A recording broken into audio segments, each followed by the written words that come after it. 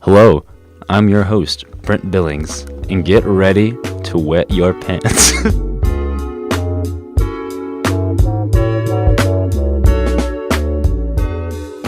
Yo, we're back. Yes, we are. Disregard our last comment. You don't really have to do that. Yeah. I can't believe we're doing this again. Isn't that crazy? It is crazy. Not it is really. Incredible. Not really that crazy. Don't get too hung up about it, Duane. I won't. All right. So first on the list before we talk is story time. You want to go first with this? It's kind of like a new segment. It's like we just tell stories. Okay. Or a story. So I see Noah in the middle of the week, and I do something really stupid. Okay. And I think, you know what the best thing that I can do about that is? What? I can tell it as a story for our podcast listeners. Mm. So I don't know what you did because I can't remember anything crazy happening. Oh, he doesn't remember, which makes it even better because the story has nothing to do with him. That was just a mislead. So this all starts at 3 a.m. So it starts at 3 a.m. Okay, yeah. I had to stop him. Yes, he I don't know wanted if you to noticed check the to break. make sure that I wasn't incriminating anybody. But why would I ever incriminate somebody? That's just a low thing. That's to a weird do. word, I guess. Incriminate? I don't know. He's just going to talk. All right, we're going to listen. So it's 3 a.m. and my buddy is like, I'm interested in this girl. And I'm like, oh, you are? What a surprise. Not a surprise for me. I saw it coming from a mile away. And then I'm like, if you're trying to get a girl, what you need is a plan. And all good plans need an operation name. You know what I'm saying? Because, like, Perry the Platypus doesn't go on a mission without an operation name. And Perry the Platypus is the best. Nuh-uh. Yeah, so you need an operation name. So I start, thinking, what is a cool name that really signifies the magnitude of what was going on? We had, like, Operation Never Again, Operation Love Again, Operation Get Together. And then I started thinking of actual cool names, like Operation Mercury. So why'd you say that? Actually, no. Just keep going. Started thinking cool ones like Operation Mercury, Operation Black Swan. I really liked Black Swan. And then I was like, you know what? This needs to be more personal. And I was like, what's more personal than a person's hair color? And then it struck me like a lightning bolt. Okay, this is the one. I thought of this name, and it just sort of stuck because it was the perfect name that sort of signified the magnitude of the situation. And the name of the operation was Operation Brunette Haze. So that's his story for the week. It's the Yes. coolest thing that happened to you? Yes, it was a cool thing that happened to me. Was it the coolest, though? The coolest? Oh, no. Oh, what? It's kind of like, I guess that's your best story, though. Yes, Operation Brunette Haze was a total failure, but it still had the best name ever. Okay. That's Duane's story for the week. Yeah. Mine's that's pretty funny. Although, the thing is that, like, I guess this will be a repeat for a lot of people because, like, I've told some of my friends, a good amount of my friends this, and, like, nobody else listens to this thing. So, like, there's a 0% chance that anyone that we don't know listens to this. Probably not. Yeah. But anyways, so so I think that I have a stalker. That sounds great. Yeah. So, not really a stalker, but it's kind of I like to title it as that. In fact, she's probably watching right now. Probably. Get the hell off here. Get out. You know who you are. Okay. Anyways, that's probably so awkward. Like, people listening to that, like, Then I describe didn't deliver it very well at all. Deliver it, Noah. You can do it. Okay, I'm gonna deliver it better this time. Okay, wait, hold on. Okay. So this is me. I'm gonna deliver it better this time.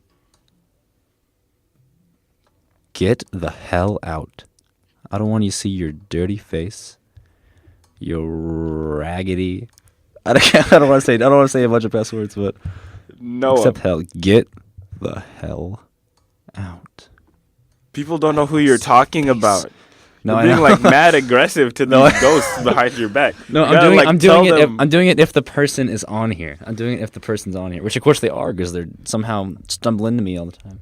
But Then anyways, so tell here's the them. actual story. So there's like I don't know where I first started seeing her, but there's this girl before like got into any organizations or anything. It might have been could have been Fish Camp, could have been Impact Camp, I don't know. Maybe like NSC, the I don't know. But basically there's this girl that I keep like seeing and like it got to the point where like I recognize her face and I'm like, okay, this is someone I keep seeing. I'm like, but I'm like I kind of like throw it off. I don't talk to the person either. I'm not like that. And so then it's my first MSC Fish organization like meeting. It's not really a meeting. It was like a for fun like scavenger hunt thing. Then all of a sudden, like I'm there talking to like this guy, and I look and I see her, and I'm like, no way. I'm like, this is a bit awkward now because like I've seen this person a good amount of times, and I have not talked to them. So and then I kind of just brushed off to the side. I'm like, all right, I'll have to deal with it. And so I'm like, there's like, let's see, there's another MSC thing, and like I also didn't really like talk to her at all. Then was like, why would I? Like I'm like, this is just a person I see a couple of times, and I don't end up being in their little like family. And so I'm like, okay, yeah, I'm not really probably. Maybe I'll run into them sometime, but I don't know. And so then see the next time.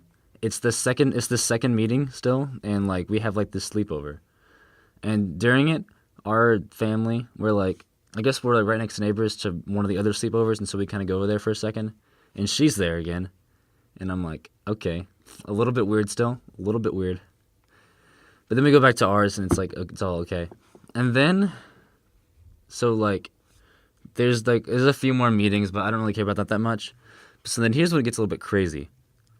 I visited home this weekend, and when I was driving back, I stopped in Waco to meet with some friends from Baylor, and we were eating, and I was sitting in there, and no joke, she walks in, like I'm like, I just look, and I'm like, no freaking way, this is now like above normal, like this is not right, something is off here, and so like. I tell like my friends around me, and it kind of becomes a meme. So she's kind of a meme in that circle now, but so it was a funny time. But also I was like, this is so weird, and we definitely recognize each other. I think at least I did, and she would like kind of looked over. I saw. Gave you that double take. Not like a double take, but like a kind of like a look a little bit longer, like a processing thing. Like what? I had cut my hair, so maybe she had to like process and be like, oh, longer hair. Or shorter hair, but so then it's weird at that time. But then this is like the latest development, and it's it's hilarious. So like I guess the thing that in that organization that we do is that they randomly assign you like lunch buddies. Like you go someone random for lunch that you randomly assigned. There's like 90 people in it, and so when I first hear about that, I'm like, okay, somehow, some way, it's gonna be her. I don't know. I was like, I felt like I was really just kind of psyched, like hyping myself up for the moment because it'd be kind of funny. It'd just be really funny if that happened. And then I look down the list. I don't want to say the name. I don't hate you. I don't even know who you are really, but I look down and it's just this name of this girl that's next to mine, and I'm like, well, okay, so the odds are cut in half. Or like the odds are greatened by 2 or whatever you say. Increased. I guess the odds have increased. But I'm like still like there's no way. And so I go to the group me, and then I find the name, and lo and behold, the profile picture is definitely her. Like somehow I got randomly assigned her. I was like freaking out. I was like, no way. This is gonna be so awkward. Maybe it wouldn't because I have this story to tell, but it like some people could take that story as like what the heck, like, what's going on? Okay, so to recap, the world has shown Noah his soulmate, and he has been nothing but creeped out. Everyone says that. Everyone says I don't think they're soulmates, but I mean that's a ridiculous assumption, but. You don't think they're soulmates? Or do you don't think you guys are soulmates? No, I don't think there are such things as soulmates. What? That flies in the face of everything that I'm about to talk about. For real? Yes, I'm talking about connection. Well, dude. we're gonna. Well, that doesn't mean anything. One you to can one. connect with. Okay. Anyway, I guess we'll talk about that later. It'll be a little bit of debate. But so yeah, so we're eating lunch like on Friday. We'll see how that goes. Maybe you'll make a friend out of that, and it'll just be like a haha, cool. A great That's joke. funny. Yeah, like something I forget about in like a month. Don't forget to shameless plug the podcast. I haven't really been doing that at all. I don't know if you've been doing that, but Wait, you haven't been shameless plugging the podcast? I haven't thought about shameless plugging. I don't know. Shout out Anyways, to shameless plugging the podcast everywhere I go. you are? Oh, 100%. I'm not carrying my load. Also, next time I think I'll talk about this poll that me and Duane are doing. How about that? We should talk about that. We gotta go a little bit further on it, but we're doing this poll right now. Don't say what it's about, but we're doing a poll and we'll talk about it next time. Yeah. So get ready for that. Yeah. Also, we're doing some ASMR next time. Hey. Don't listen to that crazy person over there. His idea has been vetoed, and now he's trying to use public opinion to turn it against me. I still want to do it. I want to eat or drink something. Anyways. I have some Cheetos in my bag. Do you want to eat those? Oh, right now? Are we doing right now live? Give me some of that. We have a new live. segment going on. Okay. Maybe we can throw in some background music for this. No. When later on. No, we're not. Let's put in some hype music. Like very quiet, like final countdown. And so music, I'll let the music roll. And then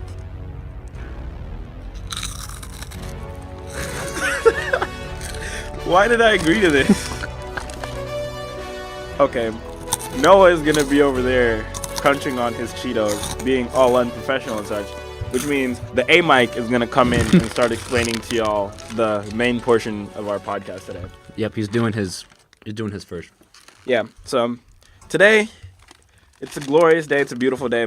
Met a lot of nice people at A&M. You know, it's a super great place, super fun place to be. Love almost all the people that I've met. So accepting, so warm, so open. So it just got me thinking about how human beings connect with each other and how they talk to each other. Because, like, there's, like, a lot of different ways of communication. There's a lot of different purposes for communication. And there's a lot of different things that people try to achieve during communication. But just communicating isn't enough. Like, at what point does communication become connection? And that's sort of what I'm going to, like, focus on today.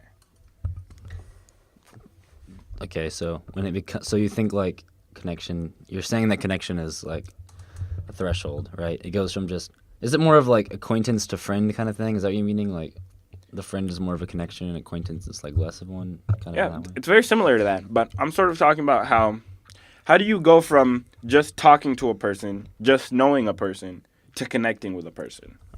All right, go for it. Okay, so like it's sort of like a cascade of dominoes. You start off with like not knowing each other. There's sort of like a barrier between you, and then you start talking. That's the greeting. That's sort of like the getting acquainted part of it. Then you get to know them, and you know like what they're trying to do, and then you know more about them. And then at what point do you start connecting with them? At what point do you start like caring about their opinions in relation to yours? And at what point do you start caring about their contributions to your life? So first thought. So you care more about I guess it's kind of a thing that it's probably a general thing, but do you think? And it's not a good. Hold on. You're saying like you have to be connected to a person to care about their opinions. I guess that's what I'm trying to ask. Like in the abstract, people care about other people's opinions. They're like they know that they exist, but like in like the real like day-to-day application of caring about somebody's opinion, of like having their opinion mean something to you and maybe change the way that you would act in a situation. Okay, that makes sense. Yeah. So keep going. So state those assertions again and then kind of talk about them. Okay, so the assertion is, it's basically that there is a point in like almost every, let's call them relationships, because it's a lot easier to define them if you call them relationships. Yeah, that's what There's a point in every relationship between people where it stops being just communication and it becomes connection. And I feel like that point is like very important to a lot of people. And I feel like it sort of gets overlooked. Like when someone stops being someone you know and starts being your friend. It's because it's not really like you guys hang out together all the time. It's not that you guys are in contact all the time. It's not a streak. It's sort of the difference between knowing someone and connecting and caring about someone. That's important to me because like I feel like you should build as many connections as possible. Real connection to where you can go discuss something with someone, where you can go and look for advice and hope that that person will give you advice that's in the best interest of you. Because I feel like there are some points in life where you sort of get lost in like the what you're trying to do, the what you want to do, and then you sort of start realizing that in the world, the real world, there comes a point where you have to choose between I want to do this for myself, and I recognize that there are people around me who I want to bring with me, and do I want to sacrifice those connections for success, or do I want to go and make connections that build to my success? Because like I feel like the people around you mean something, and the people around you should matter to you.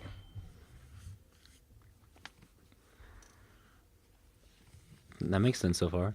I mean, so you believe that, like, do you yourself think that you have a tendency to chase after success and not connections, like leave those behind, or do you think like everyone does? I feel like there's sort of like a weighing of the options. Like you sort of think in your head like, what do I want versus how I'm gonna get there?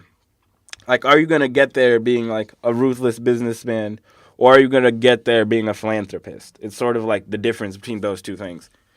Like, it's sort of like running a business for pure profit and running a business that makes people's lives better. So you think like the only way to become your like what you call a philanthropist is to have connections that lead you in that direction? Yeah, I feel like the people around you are a big influence on what you do. Because like there's a lot of things in the world that are sort of like misconceived, but people say money changes people. I personally don't think money changes people. I just think money makes you more of what you are. That's not a quote from me. That's a quote that I've heard from like a lot of people, but I feel like that's what it does. Makes you more of what you are? Like, what do you mean by that? Because like when you have no money, you're a person. You're you. You have all your values. You have all your beliefs. You have your personality. You just don't have means. When you get money, you get means to do what you want to do and carry out your vision. And I feel like people sort of mess it up when they think just because he got money, his vision changed. I feel like they always had that vision. They just were able to carry it out. And now you're looking at the end point of where they got that. Okay, so let me ask you this: what makes? Because you're talking about, you seem to be you began talking about connections, but it seems a lot about like success and like good intentions in that. So how do connections like solely tie? Like, what can you get out of connections? I guess that you cannot get out of anything else that will lead you to, I guess, have better intentions, right? Okay. So, people Or better goals. better goals. Or like either one. It's the people part of it, because like it's when you connect with other people, and you see like you might be able to see like your actions have consequences on those people, or how your actions affect other people, and that's sort of how you judge the world and sort of how you make your decisions. It's about the people that you know and the people that you care about, and how what you're doing affects them. It's sort of about getting that right group of people who not only like see you as a person, but who are also going to be there for you as a person, who like care about you and your well-being. Okay. So I get what you're saying. So how? So I get like that. Like connections are valuable, in that they can lead to you discovering things about yourself, or like changing your intentions and becoming like chasing after better, more fulfilling success. So like what? I guess talk about how this differs from either like like your like people's normal behavior or like normal like the normal thoughts on this? Because I mean people behave like they don't. A lot of people don't have the right intentions and stuff when they behave. That's like everyone actually, but I don't see how it like differs from like the norm of like how people think about this kind of stuff. It's not supposed to differ. It's more of like I want to talk about like personal connection, like meeting someone who you can have conversation with, meaningful conversation with, and sort of being able to discuss things that affect you, and then being able to get a different view on them. Because I feel like the way to solve a problem is sort of not to just look at it from where you're looking at it from. It's to sort of go and get like outside views on it. Because I feel like you sort of get like bogged down in like this one track focus of the way you think, and connections help you. They give you like a wider variety of opinions to help build on what you already know. Okay, so I guess go into detail about these connections then. How do you make them? Like, what kind of qualities do these people have that like make the connections better? I don't know. Like, I guess talk about that more. Okay, so personally, this is all personal opinion because like you can't tell a person how to choose their friends and choose the people they connect with. Like me personally, just at A&M, just like alone, I have found people who are nothing like me, but who I can connect with on a deep level because they have been able to like challenge the way I view the world and challenge what I think about the world, and by offering me not only constructive criticism, but also like a different way to view it, like a different perspective. Like there's like some specific names of people who I could name. Like our DG mom, Lindsay, is like very different from me. But like I feel like her experience in college has helped me. Not just in the way that she's helped me as a person, like not just in the way that she's provided me resources to be a better college student and just be a better person in general. I feel like just meeting her, like as I came in as a freshman, it helped changed me, changed how I like viewed the world. Like I feel like that's how a lot of people who I met at fish camp sort of changed me because like I was able to be exposed to a variety of different people who had a variety of different backgrounds that were different from mine that helped me grow as a person. Because like as you like take steps into a new environment, you don't know how what you think and what you believe sort of applies to that environment. And like being able to see how other people react to it sort of helps temper your reaction as well. Okay, so I guess that's kind of an example of how you've grown, but just kind of because you keep saying you've grown a lot because you've met a lot of people. So how have you grown? Well, meeting a lot of people has sort of broken a lot of the misconceptions that I had because like I feel like we all grow up with like biases and like misconceptions, and sort of like meeting like a lot of those people who you might have been biased against in the past sort of helps not only grow your understanding, but also increase your compassion and empathy. Okay, yeah, that makes sense. Yeah. So do you have like any other burning things about this topic that you haven't mentioned yet, or like? Um, so I've just been connecting. I've just been talking about connection as a one-to-one thing. Talking about what Noah was talking about earlier, let's talk about like more deeper rooted connections, like stuff that big words like love and romance and such stuff like that. I'm gonna call How was I myself a talking about hopeless that earlier? Was I romantic. talking about that earlier? What? Was I talking about that earlier? No, I was talking about it. Oh, I thought you I said connected it to what you were talking about. Oh, okay, okay. So you're going to a different realm now. Yes, it's a All totally right. different realm. It's sort of like a branch of connection. It's like All sort right. of. I see you. I see you. It's like the definition of the word love has always been like super hard for me, because like personally, I've said I love my parents and I love my family, but I don't know what that means. Like I appreciate them. They're like great people for having endured me and raised me and given me everything that they've given me.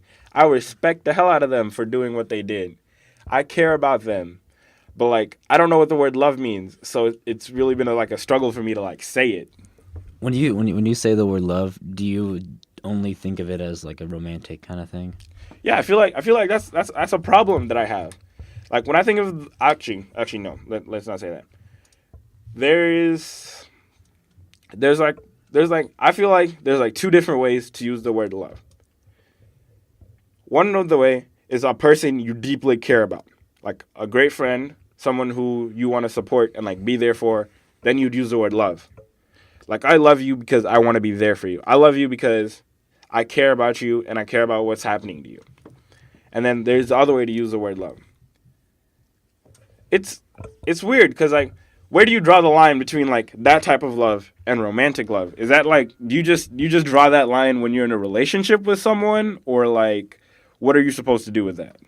Well, I'd say that well, like just like just like how there are different types of love that people describe, like brotherly love, like fatherly love, like so relating to like people you're friends with or siblings with, and people who are like your parents. And then there's also like romantic love, and so it seems like love is like the same word, but like there's an adjective in front of it, right? And, like there's different ways to describe it and different like forms of it, but it's kind of all one big thing. So, like, me personally, I'm trying to figure out what's the difference between the love that you have for a friend and romantic love. Like, that's where I'm trying to figure, that's where I have a problem with. Because, like, I think it's just like a feeling, like an attraction kind of thing. I don't know. Like love doesn't. You don't need to have like deep feelings like that, like for like friends. You don't need the feelings exactly for friends, and you don't need it for romantic love, I guess too. But usually it's more tied to those kind of things. Like love is kind of more like just. I feel like my mouth is. Hold on. I feel like my mouth is like Cheeto in it still. But it's whatever. But I don't know. I've viewed love as like an action kind of thing. Like you love them unconditionally, and that love is an action word where you would do anything for them, and you you would also crash a grenade for them. yeah. I get your grenade for you. I jump in front of a train for you. I think that was the next. I was like trying to think of the words, but I think that was like the one after it. Anyways, anywho, back to what we were saying. Yeah, I don't know. I think love is more of an action word, and you don't need feelings for it. But romantic love's usually met with like it usually goes with. It's a weird thing. It's honestly really like perplexing because you're like you say to yourself like I don't care about those romantic feelings, but then when they kind of go away and you're dating someone, it's like that's weird. But anyways, I guess that's a thing for another time. I'm not gonna talk about that. I feel like I'm not an expert. But Well, yeah, 'cause, like, I feel like no one ever tells you about it. Like, you're told that you love your parents, and then you just sort of believe it, and then you take what you feel for your parents, and you use that to define love.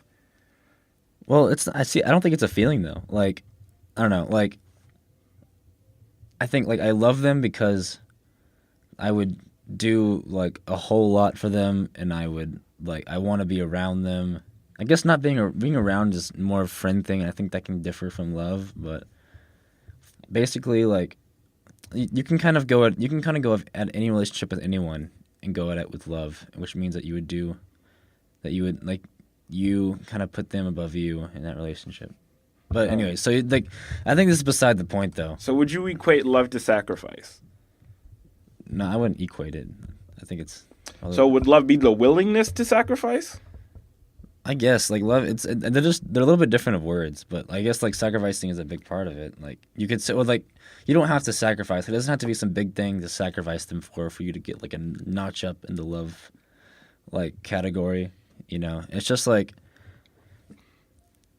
I don't know. It's kind of hard. It's hard to explain, but it's like putting others above you and willingness to sacrifice. I guess is a good part of it. But anyways, so you're talking about something else though. What were you talking Would about you say before? that love is the best type of connection?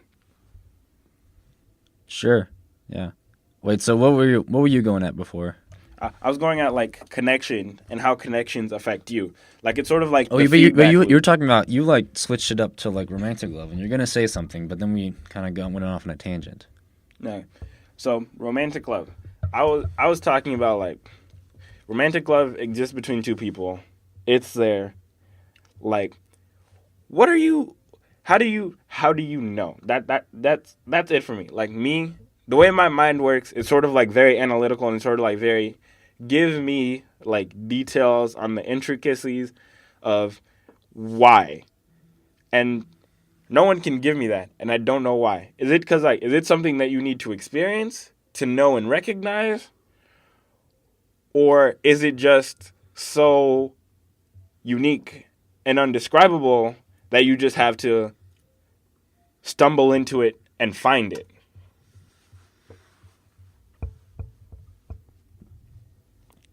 I don't know. It could be like both. I don't know, like stumbling into it or just stumbling into it and experiencing it is the same thing, right? Or maybe you're more intentional, like you don't actually stumble into it, you kind of walk into it, but it's like, seems like you're kind of saying the same thing there, right? Yeah. Like it's about like having the experience is what. Forget you're talking about you kind of went and you started talking about how it's something you can only find with experience, but is that all you're gonna say about it? I was talking about, like, what do you look for? Like, what in the experience sort of defines it as love? Like, what brings it into that category and into that realm, which is sort of why I wanted to talk about, like, the willingness to sacrifice. Is that one of the things that is in there under that definition of what romantic love is? Well, not like exclusively. Yeah, I understand there's, like, other parts to it and all that other stuff, but... Well, I mean, like, it's not like if you would sacrifice for someone, it doesn't mean you're gonna like you're in that kind of relationship. Probably not. Because Yeah. I would sacrifice for a lot of people. Like, I don't want to be like... I would sacrifice for Noah. Like, Noah is one of my close friends right now, and, I would sacrifice for him, He's, like, at the point where I would sacrifice half of my hand for Noah. Half of it. Half of it. Half of it. You hear that, folks? Half of it. The bidding war starts now. I'm looking for 3/4 of a hand, maybe an arm. All right. 3/4 So of a just to hand, put yeah. that on mine, yeah, it'll be up on Pinterest. You can offer up your body parts for me. Anywho, Okay. So, to sort of wrap it up, what I wanted to talk about this week was connecting with people, and connecting with things. And then, sort of, as, like, my hidden topic, I was like, wham, we're talking about love. Like, bam. Because, like, also, as, like, I promised, like, in the intro episode, I was like, we're going to talk about love and romance. And I was like, gotcha. Episode 1. I don't actually remember you saying that, but I guess you did. Yes. Yes, I did, Noah. I did. So, well, I guess to finish it off, why did you want to talk about this? Because, personally, for me, Duane, the person, the individual, connection and, like, love is, like, the most important thing to me. Because, like, I want to meet people who I can connect with, who I can interact with, who I can have fun with. And sort of, like, the end goal of all that is sort of, like, at least in the ideal universe, is for this person named Duane to find love. So that's sort of it. All right. Oh, crap, I just kind of broke something. Yes. Yes, you did. Let me put that back. Darn it. As Noah fiddles around with the mic, I'm gonna say this. I'm gonna say this, like, thought that sort of flows through my head like a lot. I don't know why, but just, like, randomly, I would think, what would it be like if I met someone who was exactly like me? And I was like, oh my God, that would be weird. Because, like, me, the person, I'm like, I feel like I'm pretty unique. And if I met someone like me, like, would we fight? Would we be, like, good friends? Like, wonder what that would be like. I don't know. Next episode, we'll bring in Duane number 2. I don't know. Okay, so yeah, I guess you're done, right? Yeah, and now let's segue to not the A mic, just a mic on the podcast. We got Noah Kinesic coming in with his big topic. Yeah, I guess so. I'm not really, like... I figured out through this whole thing it's a lot harder to research something than I thought it'd be. And, like, who has the time for that? Because you gotta... Researching something is more than just finding up the first surface level facts that everyone knows, I'd want to actually know about it. But, so I guess I'm just talking about, like, a personal thing. Not a personal thing, but, like, something that ties into, like, just, like, humans and our experiences, Yeah. Something easy to talk about, because you think about, like, how am I doing? What am I thinking about? What should I be doing? All that. What are my values? You think about that a lot. So I guess that's like the easiest thing to talk about. And so I was just kind of thinking of random things, and I decided to land on this topic. I titled it "The Dangers of Self-Justification." What do you think I mean by that, Duane? I think you mean like what I do like all the time. I justify my actions to myself like all the time because like I gotta like go through in my head like after I do something like that's like super questionable. I gotta be like I had to do it. I had to do it. Like it's very bad, but like you sort of just like accept it as like when you're doing things that you feel like are wrong, you sort of have to like justify it to yourself and sort of be like I had to. When you have to say I had to, I feel like you definitely didn't have to. Yeah. Okay. So yeah, you're kind of you're pretty much there. Yeah. So like, I guess something I've noticed in myself and in others is that we tend to just justify our own actions or like perhaps our like own character. We tend to justify it and put ourselves on like the good side and the right. And I think it's dangerous. I think it's a very dangerous thing, and it can lead to some bad results. So I guess I'm gonna talk about how this happens. You kind of what do you just kind of give me your opinion. Why do you think this happens? I have no idea because like I feel like you try to do things that sort of line up with like your values, and then you sort of get like popped up with a situation, and you're like, I need to make a very tough decision, and then you need to find a way to live with that decision. So you gotta justify that decision. Yeah, that makes sense. See, I guess this could kind of go with that. I don't know. I said, I think I'm convinced that 90 like I don't know 96 97% of the time that we tend to justify our actions. It's a process. It's a result of jumping to conclusions. So there's this thing, and I think this is really cool. I don't know how cool people think this is, but in business,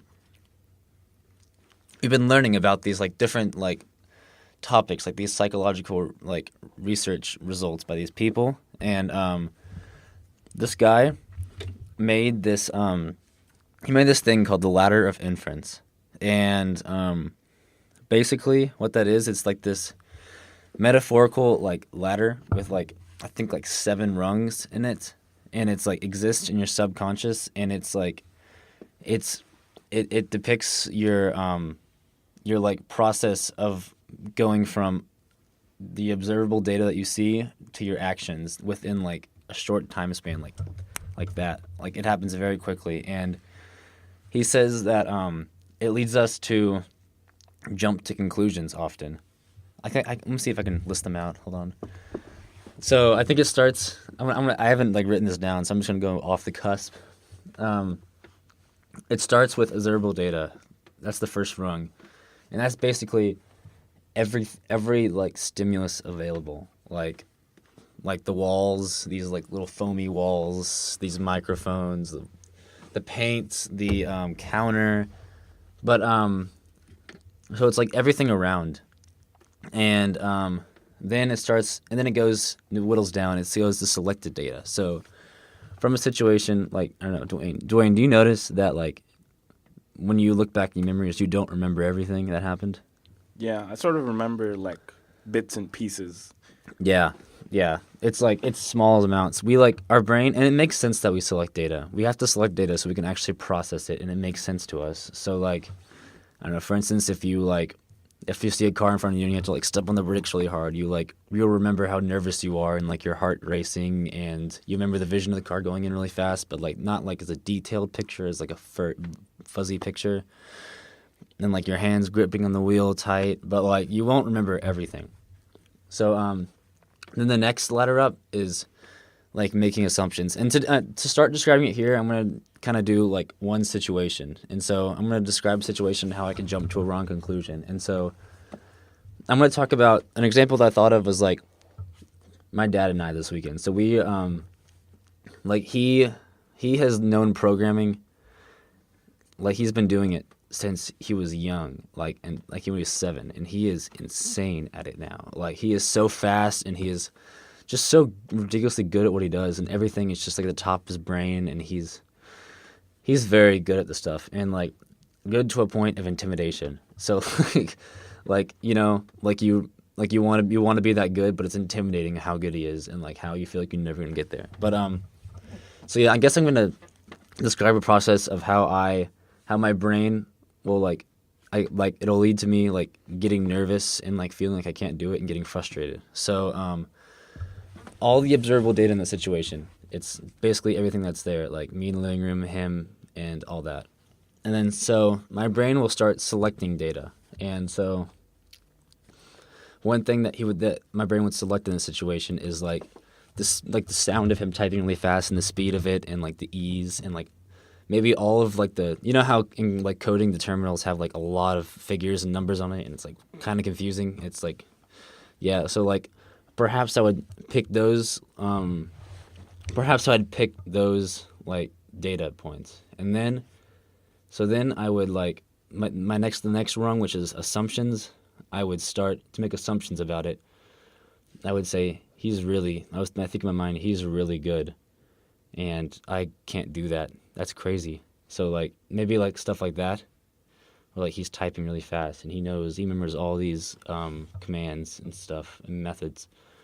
And so that's the assumptions level. And then the next level is the conclusions, the conclusion date part, and it's basically where your mind jumps from making these assumptions to actually concluding about it. And so the conclusion can be like, he is so good at this, like impossibly good, and I'm no good at this. Like, okay, like, and then also in that point, like, it kind of starts becoming emotional to you. You're like it makes me feel upset or frustrated that I like perhaps didn't start this earlier or whatever. And then, so then it jumps from conclusion to belief, and that jump, that one's always like subtle to me. But it's like if you keep observing this, it'll become more of a belief. Like I've seen him programming throughout my life, and this is the first time I'm practicing it with him, but like I know that he's really good at it, and like he's always doing it. Like he likes to do it, so he's always doing it. And so I don't know. I want to be really good at what I do, and I want to I want to make changes in the world, and it's kind of a thing, part of who I am. And so the fact that I want to do this and I feel like I cannot be that good frustrates me. And so it becomes a belief that I can never do that.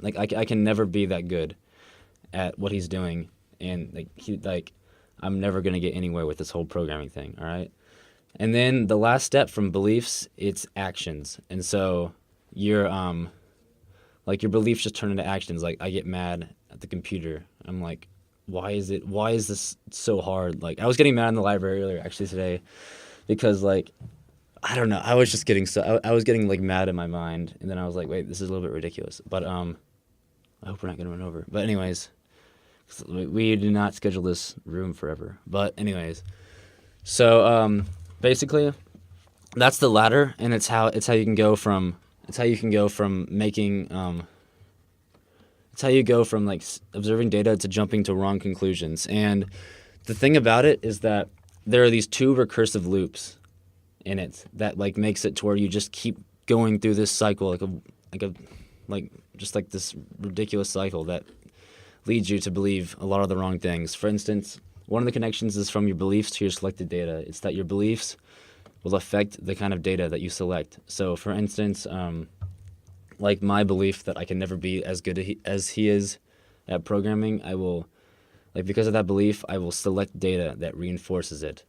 And then another recursive loop is that your actions cause your observable data. So like my actions of being nervous will lead, my actions of just getting mad will lead me to getting more data where it's too hard and it just all sucks. So basically, I think I learned about that this week, and I thought it was really cool. And I think this really fits into it, this self-justification thing. I think that we can catch ourselves, like perhaps like when we like get in arguments with people, or just like look at what other people do. We can get in these recursive loops where we believe that we are right, and we believe that they are like bad people or wrong, and that like we are justified, and then we keep just going through this vicious cycle. And it's, I guess so, like my next point of like why it's bad. Well, it's bad because it kind of turns into like this self-pity and self-righteousness, or like boast, or like pride about how like smart you are, or anything like that. It like turns into that kind of stuff. And I think that, actually, let's hear what Dwayne, what do you think about this so far? This is an interesting ladder we got here, cause like the entire time Noah's describing this ladder, he's out here thinking of it like super rationally, and about these like situations about how what you think, what you observe, turns into what you think, turns into what you believe, turns into what you do.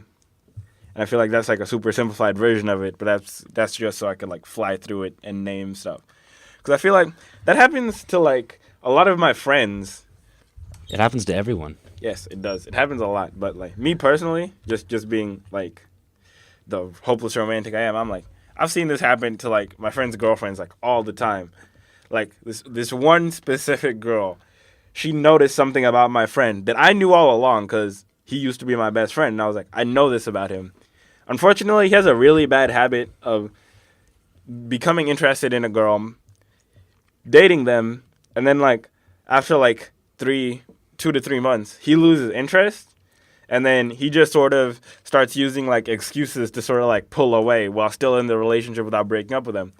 So this girl, she starts noticing that my friend is like he's not hanging out with her as much. He's like always talking about like how he has so much schoolwork to do and how he has all this homework and how all his sports are like sort of messing with like their relationship and stuff. And then so she notices it. So like she starts seeing all the data like he's not hanging out with me. He's trying to find other things to do that aren't with me. He's not talking to me as much. He's talking to me differently. And then so she comes to me and is like she already has this belief in her head that he's losing interest in her. And I knew it was happening, so I was like, I had to like make a decision there, because I'd observed the data, I had my personally held belief on what was going on, and it matched up with hers. So I had to tell her that I agreed, and then me being the very stupid person that I am, I gave her like advice, like legit advice. Why would you do? Why would you be mad about that? Because I broke the bro code, like. We could talk about that. I don't know. I think there's some codes that it's okay to break. But anyways. So like I had to make a decision between being a good friend to my best friend and being a good person to this girl who would soon become my friend. So like I had to tell her that this happens. Like my friend loses interest. And if you are going to be the type of person who's going to like stay in this relationship and try and make this work with a person who's clearly losing interest in you, who doesn't want to treat you the way you want to be treated, you have to make a decision, because if he doesn't treat you the way you want to be treated, then he doesn't deserve you. So whose fault is it if you stay in this relationship? So she had to take like her belief and she had to act on it. And she had to like make a decision on whether or not she was going to like break up with him or like stay in that relationship. And I felt like my belief sort of drove the way I acted, because there was something that I'd observed over and over and over again, something that I believed, and then like I had an opportunity to do something about it, and I felt like I had to. And I don't know if that's like, if it was just like me finally saying like, you got to do something about this, or like if it was just me being a good person.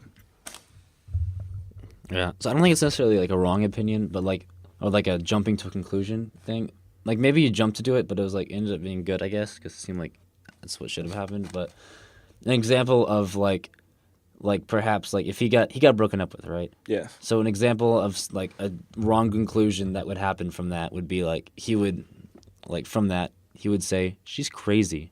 She, like, I hate her because she just wants the worst for me. You know, like people who kind of go off on that little route with people who like break up with. That's basically always a prime example of it, because I'll get to why this all, like why I don't think that's a good example in the end, but or why it's a good like conclusion to jump to. But basically, like this whole self-justification thing and like pity and self-righteousness that comes from it, I think that it creates like a narrative of the world around you, and it's an untrue one. Like a very prominent example is like in politics. Like people they jump to the wrong conclusions and they think they're right, and like as a result, there's a lot of people on both sides that fire at the other side and like say that they're evil, and they have bad intentions, like based on their like opinions, and like you know that those people, like if you look at it objectively, you know those people think that that's the right choice because it's best for people, and yet people will come to these wrong conclusions where they accuse others of evil doing, and like I don't know, I think that's a really good example, but it's also it goes down even more than just like shallow things. Like politicals like I'm talking more like political's not shallow. I don't know why I said shallow. It goes down deeper, I guess.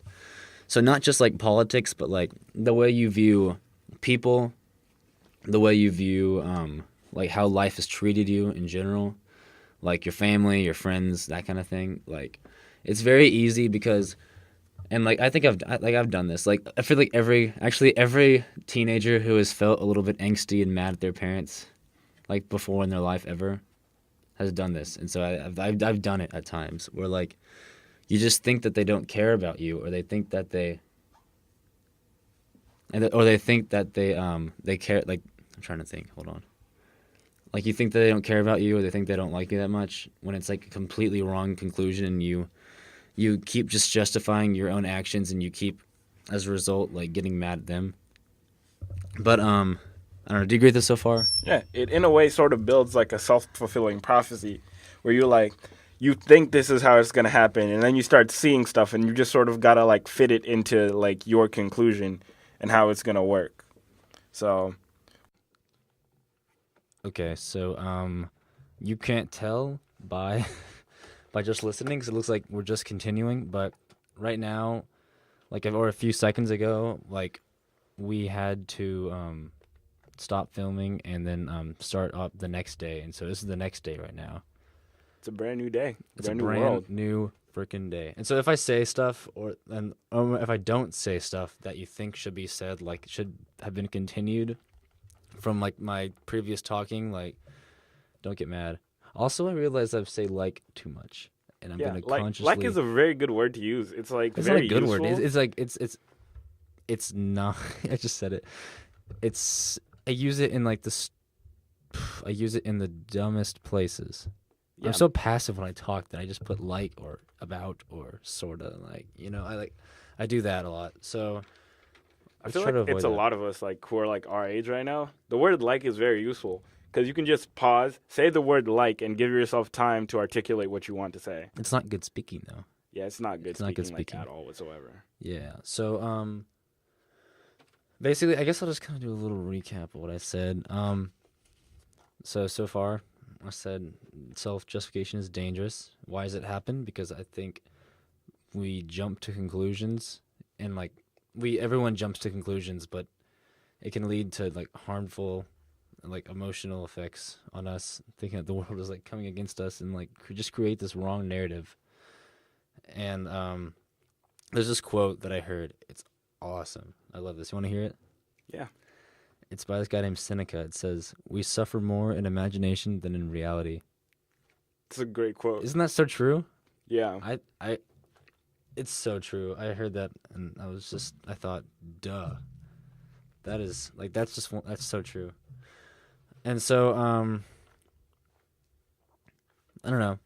Like I was saying earlier, if like if you thinking like you are justified in like what you do and in what you think in every like way, like and as a result as jumping to conclusions, you can easily feel that the world is against you, and that people who like perhaps don't believe what you do are like idiots, or perhaps like a bit wicked, you know? it And puts you in a very me versus them or us versus them mindset. yeah, yeah. And that's not how things should be, and it's not how things are, you know. I don't know. It's a lot of like you end up reading people by just or like kind of deciding whether you like people by just making random assumptions about them, like stereotypes, and just judging books by their cover in general. I don't know. It leads to a lot of bad things. It's very far-reaching. And so why like why I think that it's not the case, and I think it should be obvious, but my like I don't I keep saying like I'm gonna try to stop saying that. I believe that humans are have like generally there's like four qualities that kind of describe how they are, and it's a reason why you should not really like. There's no reason to feel like people are out to get you or people are have like malicious intent in what they do. It's because I think, and you see if you agree with me on this. I think for the most part, one, humans have good intentions. I don't agree with you on that. You don't agree with me on that? No. You don't know what I mean by good intentions? This is what I'm going to say. I will not agree with you that humans have good intentions. I will agree with you that humans have selfish intentions. Humans are self-interested, like in the beginning. That's actually going to be one of my later ones. So what do you mean by good intentions? People don't I mean that they don't want, like, I think humans are, so I'll just say one of my like, later ones is that we are selfish, and it's a result of, it's like a, honestly, like, it's a psychological, like, certainty that you're going to be thinking about yourself more often than others. But it's just like it's a reality. Although we can like make it, we can obviously drive that down. Okay, but, this is what I will agree with you. Most humans are not looking to like harm other people in what they're doing. Yes, that's like good intentions. That's what I think. We may have some selfish ones, but like even people who chase money, they're doing it because they want to be like, they just want to have more comfort, and like comfort can be a good thing. It's not always a good thing, but like they want more comfort in their lives, or they want perhaps like their like kids to be able to have more money, and they don't do, a lot of people don't do what they do for a malicious intent. They do it for a good of some kind. They just kind of perhaps lose, the ones that do bad things lose track of the big picture. But I think for the most part, especially like normal people, like people who aren't, like, it's easy to think when I say people, think of like the people, those who just step all over, like those below them. But like, think about the people that you've met here at school or like those back home, and think about whether their intent is usually good or not. And I think it's good. I believe it's good. Yeah. So I think selfish and good intentions are too. I think we're ignorant. Not like in the, there's a new definition seemingly of ignorant, but really ignorance is just lack of knowledge. I think we don't. There's a lot of things you just don't know because either you haven't looked into it or you just haven't figured it out. Yeah. A lot of people see ignorance as like bullheaded, but I'm talking more like the actual definition of ignorance. Like we don't have the knowledge, and not having the knowledge obviously leads us to be flawed. But it's not a bad thing about us. It just kind of, it's the way it is. And the last one is like psychological limits. I think those are four ways to describe people for the most part. What do you think? That's a pretty solid definition of people. Yeah. And so when you look at those four qualities of people, and there could be a little bit more, but in general, like, I think that's a good way to describe most people. And in that way, feeling like that the world is against you, or that those like others who perhaps have different opinions than you, or like who don't really like, maybe someone doesn't want to be your friend and you feel like they hate you or something. Like people don't operate out of hate and out of like just want for pain of others. Most of the time. Just most of the time. Almost all the time, I'd say. Not just most, but almost all the time. And so if you think about the world like that, a lot of I don't know, I think the world becomes a little bit more objective, and a lot of the times you feel like wrong action has been done on you, it might actually have not been like a wrong action, or it might have not been. It might have been a lot more understanding than you think. I feel like people get bogged down in trying to define the world as black or white when actually the world is just a whole lot of gray. It's a lot of gray. Yeah, it's a lot of gray. It is a whole lot of gray. And like something I've noticed, this is kind of just what's like I've been thinking about like situations and stuff, and like when people get in arguments, I remember I hear people like rant about arguments and how like this other person is being a jerk to them, and they're just trying, they didn't insinuate anything. They're just there, and they didn't do anything wrong. And yet I can see, like, when I try to look at it outside of it, and especially when I don't have any like emotional attachment to it, I can definitely see it. It's that they're both just kind of being dumb. Like most arguments and disagreements, when they get a little bit heated, are definitely the fault of both people. In fact, almost all conflicts are not just a one party, like solely being wrong for things. Just like, and so that's also another way where self-justification is just dumb. Like, I don't know. Examine your life, try to be objective about it, and I think believing people mostly try to do things for the good, at least of themselves, and that's not a bad thing. At least people try to do for the good of themselves, and they don't want to step over you. Like, I think putting the world into that box, or like the reality, I guess, is a good way to look at it. I don't know. It leads you to be like less bitter, more understanding, easier. It'll make it easier to meet people who are different than you and to befriend people in general, I think. What do you think about that? I think it's pretty solid. Yeah. So that's about it. Self-justification happens naturally, and it's a bad thing, and it drives people apart.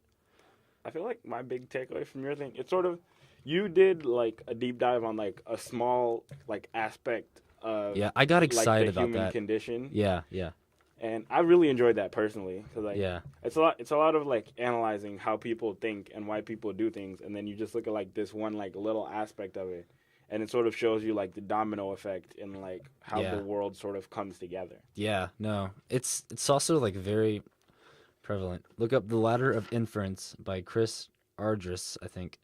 We learned it in business, and I thought it was the coolest thing, honestly. Noah citing his sources and everything. Yeah. I decided to look up the author of it, and I'm not mad. So what's the next part of this? Oh, the shout-outs? You wanted to do shout-outs. I did shout outs first last week, so Noah gets to do shout outs first this week. All right. I want to shout out to my 3 grandmas. I saw Noah's Grandma grandma Rockwood, wish Grandma him a Klein, happy and birthday on Mimi. Facebook. It was the cutest thing. What did you see? Your grandmother wished you happy birthday and tagged you in some pictures. Oh, yeah. I don't know which one that is. Probably all of them. Was that today? Oh, I didn't even check Facebook. Don't do it right now as he goes to go check Facebook. No, I I'm just not. saw it. I'll do a little bit later. My birthday was yesterday. That's why it would have been like yesterday. But I didn't even think about looking at Facebook. People have been posting stuff on Facebook about me for years, like my family, and I just haven't looked at it at all. I feel kind of bad about that, but it's whatevs. Okay. That's it? Mm-hmm. Also, today we just added in that final countdown music, so I thought that was pretty funny. I hope you guys do too. Yeah, I hope you guys do too. Yeah. So I want to say one more thing, then I'm gonna let Duane do the outro. All right. I got to do shout outs first. Oh, I forgot. Oh, Do okay. say what you got to say, then I'll do I was my just gonna shout-outs say- and then lead the outro. Watch. I want you guys to watch out for a few things, and I might say this the beginning of next episode because I feel like no one listens this far in, and people listen to the very beginning. But watch out for a couple things. One is better substance in what we say during these. 2 is better speech patterns. Like I say like a lot. I say like a lot too, so don't just put that on Yeah. yourself, man. Yeah, It's both yeah, of yeah. us. But I'm going to try to stop saying that. And so look out for that. And also look out for better production quality. I think we're going to get a lot better.